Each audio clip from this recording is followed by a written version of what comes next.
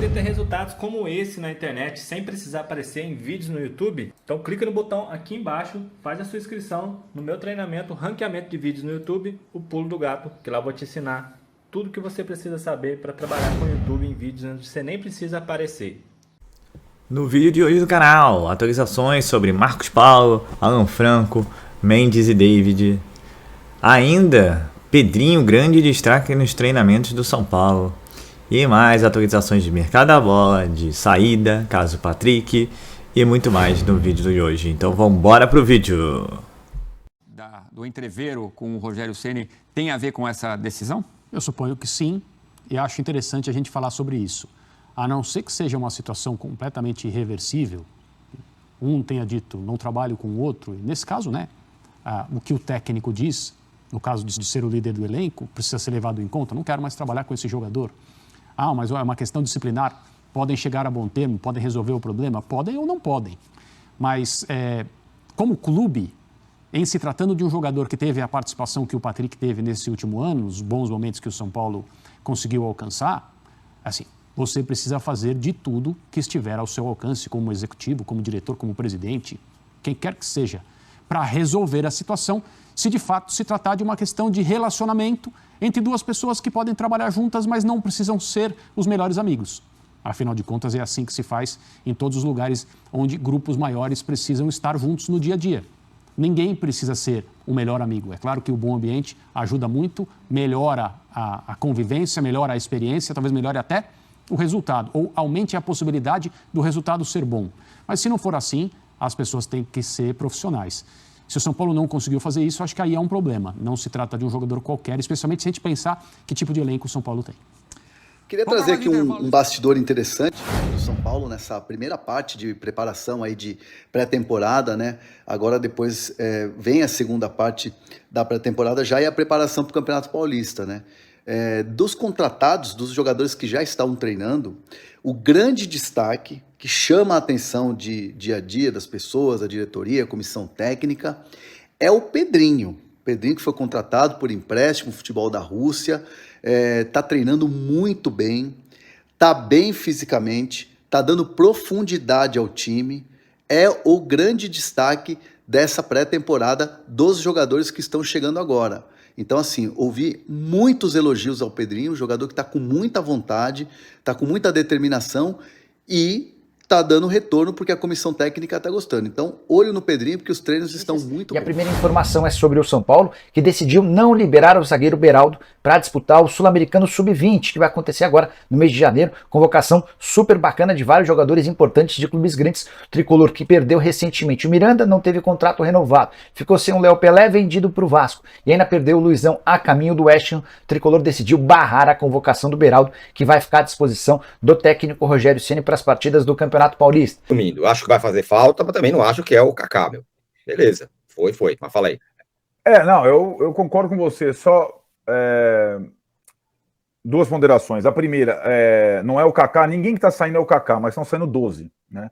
E sim, começou com reserva, tal, não sei o que lá, não sei o que, agora já está saindo um jogador importante.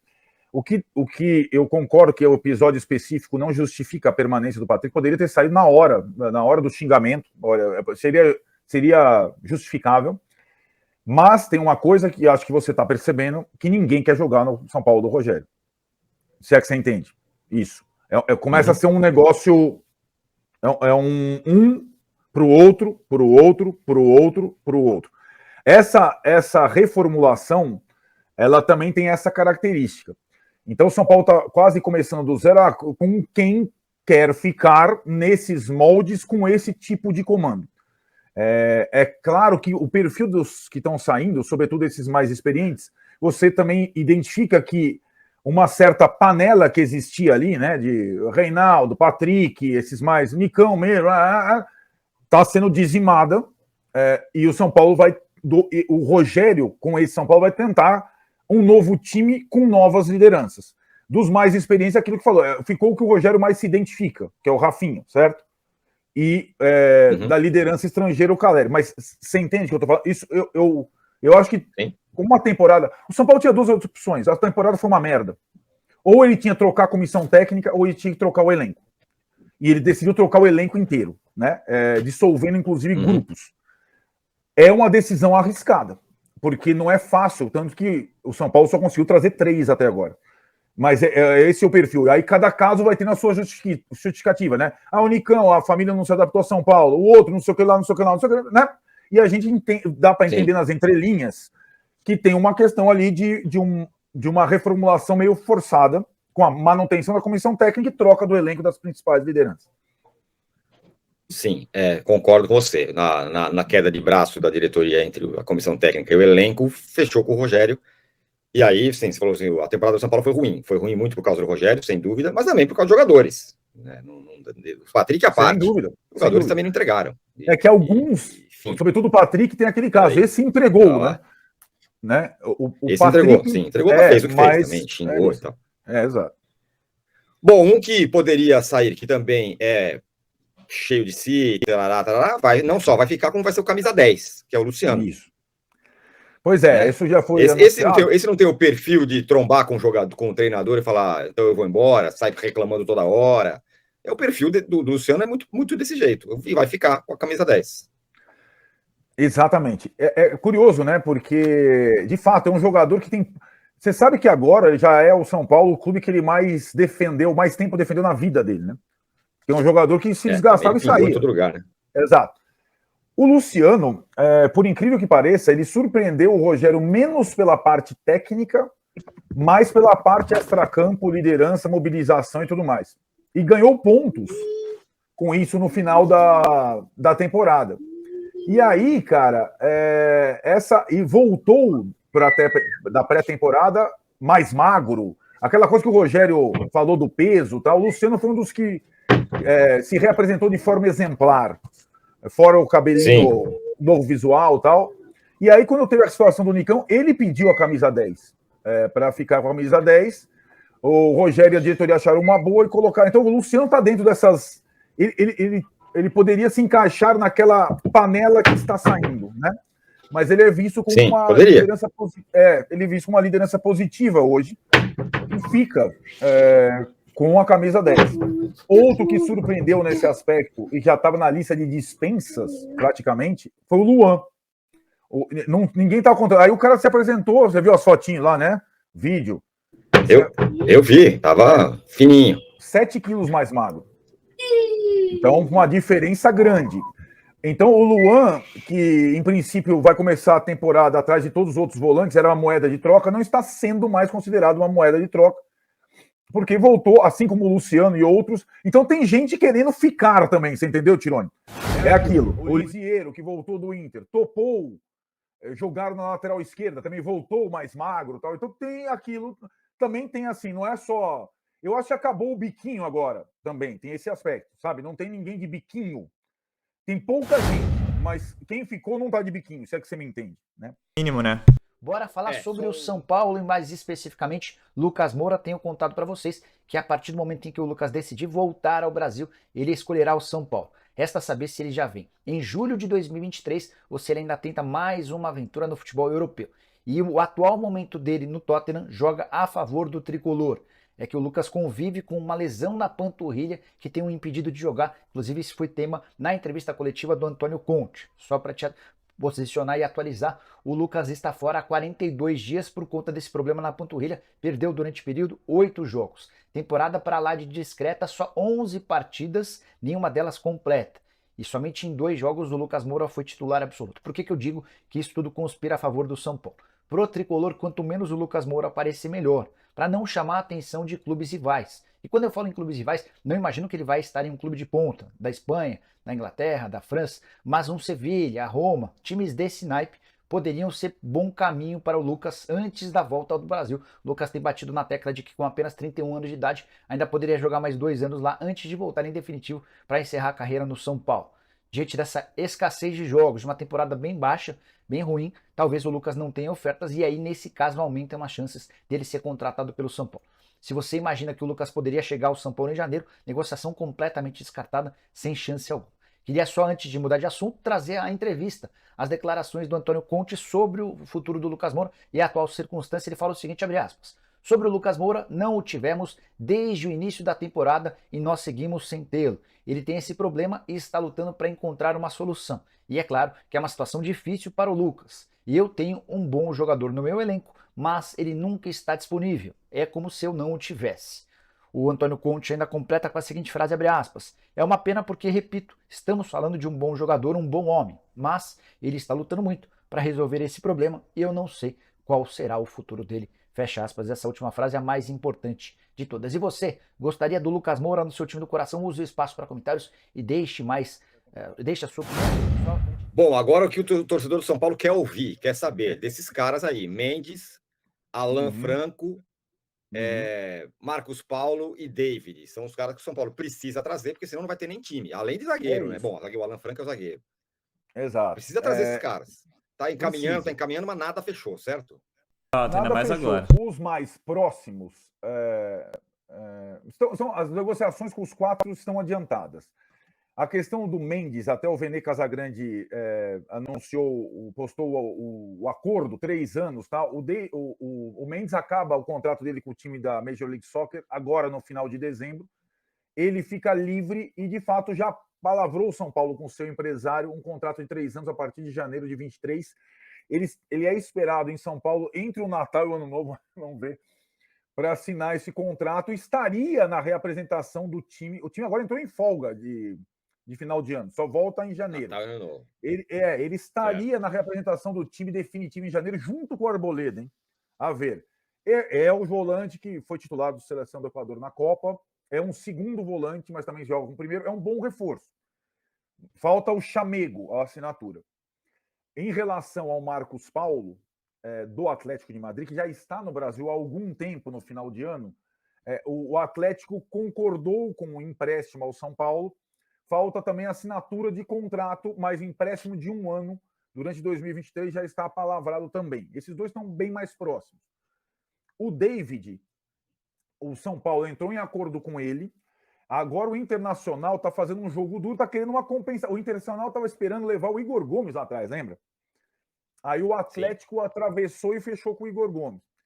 Então, sem o Igor Gomes, o São Paulo está tentando, com o Internacional, gastar o menos possível para ter o jogador. E o Inter, assim como faz qualquer clube brasileiro, menos o São Paulo, está dificultando. Quer alguma coisinha ali e tal, mesmo que o David tenha fracassado de forma retumbante no Internacional. Aí, por fim, a zaga, que é a mais complexa a situação. O Alan Franco também tem o seu contrato, ele tem ainda contrato em vigência na Major League Soccer. Ele aceitou a proposta do São Paulo e aí o São Paulo está negociando a forma de pagamento com o clube dele, parcelado. O São Paulo só paga parcelado. E aí, mas eu acho que para a zaga, além do Alan Franco, que é urgente e é o mais distante desses caras, o São Paulo vai tentar um outro jogador também, talvez no mercado nacional, não tão... meio que sem um tapa-buraco. Um canhoto que chega mais velho, enfim, para ter número, já que o Beraldo foi convocado para a seleção sub-20, como a gente faz, o Alce, que renovou o contrato, ainda não se sabe como é que ele vai conseguir jogar, se vai voltar a jogar em nível competitivo na zaga. Então tem todas essas questões da defesa, o Diego Costa operado e tudo mais, para esse princípio de ano. Bora falar agora sobre Patrick, São Paulo e Atlético Mineiro. O que está pegando? Muita gente está cravando desde sexta-feira que o negócio está fechado. De fato, existe um bom entendimento entre as partes, mas o São Paulo tem feito algumas mudanças em negociações ou em tratativas que já estavam fechadas. A mais recente trata dos seguintes números. Proposta final, a última do Atlético, é de 9 milhões de reais. 5 milhões de reais para o São Paulo, 1,5 milhão de reais para o Inter, mais 1,5 milhão de reais para o Monte Azul. Aí você vai fazer a conta, Nicola, você falou em 9 milhões, tem 8 aí. Sim, tem mais 1 milhão de reais de comissão para o empresário responsável por todas as tratativas. São Paulo, a curiosidade, o Tricolor hoje detém só 30% dos direitos econômicos e está ficando com a maior fatia. Foi a justificativa, foi o ponto básico. O São Paulo disse que se não tivesse a maior fatia do valor final da proposta, não haveria acordo, até porque os direitos federativos são do São Paulo. O Tricolor chegou a ter uma primeira oferta de 4, pediu 4,5, 5, enfim, o São Paulo foi conseguindo aumentar as condições. E na noite de Natal, de 24 para 25, mais uma vez o São Paulo pediu diferente condição do negócio. Ele quer um pouquinho mais de dinheiro e quer também um novo parcelamento. Ele quer receber a maior parte da grana à vista. O negócio pode acabar emperrando? Eventualmente pode. mas todo mundo está a fim de fazer o negócio. O pessoal do Monte Azul quer receber uma grana, o pessoal do Inter também. Se não houver a venda agora, o Patrick fica até o fim da temporada, deixa o São Paulo de graça e todo mundo perde dinheiro.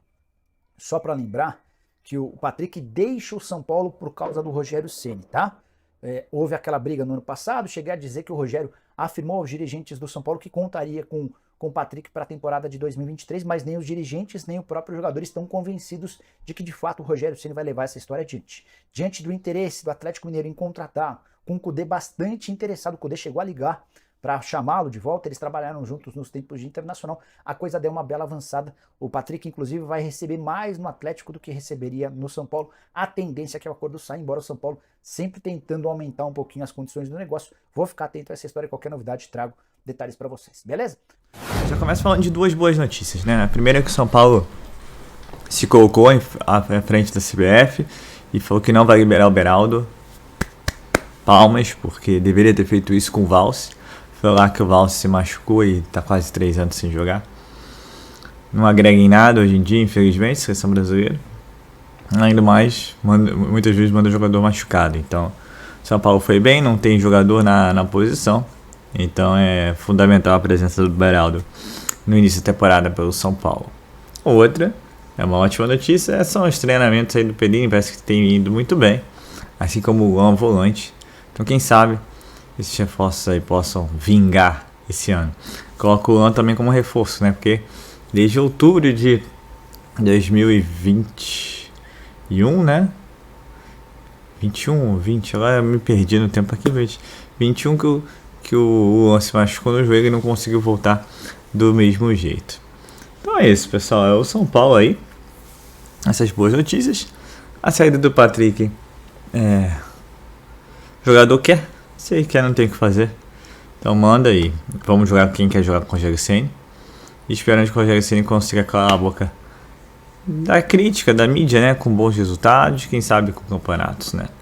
Mas vai ser um trabalho difícil. E vamos aguardar aí para ver qual vai ser o time, né? Com relação ao caso do Patrick, ele desrespeitou, né? Ali no final do ano na camisa de São Paulo. Ele corpo mole. Não ficou legal. Teve lance também no jogo do Fluminense. E ainda assim o Rogério Ceni até gostaria de contar com o jogador, mas o Cudê encheu a paciência e conseguiu o que queria, né? Voltar com a dupla dele lá do Internacional, agora no Atlético Mineiro. O São Paulo perde mais um jogador. E saídas ainda ocorrerão. Mas só entradas, tem que entrar o mais urgente possível. Marcos Paulo, Mendes, Alan Franco e o David. O David, esse eu não faria nem questão não, mas vamos ver, vamos aguardar. A São Paulo ainda precisa de mais gente aí. Agora é claro que a folha diminuiu, né? Quem tá vindo com salário menor, quem tá saindo com baita salário. Entre eles o Patrick, por exemplo. Mas dentre os que saíram, com certeza o que vai mais fazer falta foi o segundo melhor jogador do São Paulo na temporada, só atrás do Caleri. E, para terminar, a escolha da camisa 10, mas pela atitude fora de campo, pelo jeitão dele, por sempre estar se colocando, né, no bom e no mau momento. A camisa 10 foi pro Luciano, o Luciano pediu, a diretoria acatou, mas realmente ele não tem perfil de camisa 10. Não é aquele meio pensador nem nada. Mas vamos dar uma oportunidade. Até porque infelizmente São Paulo conseguiu manchar a camisa 10 de São Paulo com o Nicão, Daniel Alves, entre outros, né? Que não mantiveram o nível de Raí e companhia. E para fechar esse apanhado de notícias de São Paulo, sendo o Lucas Moura, eu ainda torceria para a volta dele. Claro que não é o mesmo de 10 anos atrás, mas tentar trazer o jogador, colocar ele em forma, botar pra jogar. E esse seria um baita reforço. Mas um passo de cada vez, né? Claro, de acordo com as últimas entrevistas do Lucas Moura, e que ainda quer permanecer mais tempo na Europa. Mas se continuar machucado desse jeito, vai ficar cada vez mais difícil. E aí abre precedente pro São Paulo. Mas São Paulo vai ter que recuperar o jogador inicialmente, colocar em forma, para não correr riscos futuros. Então é isso, pessoal. Eu sou Marcelo Mazorra do canal Mazorra SPFC.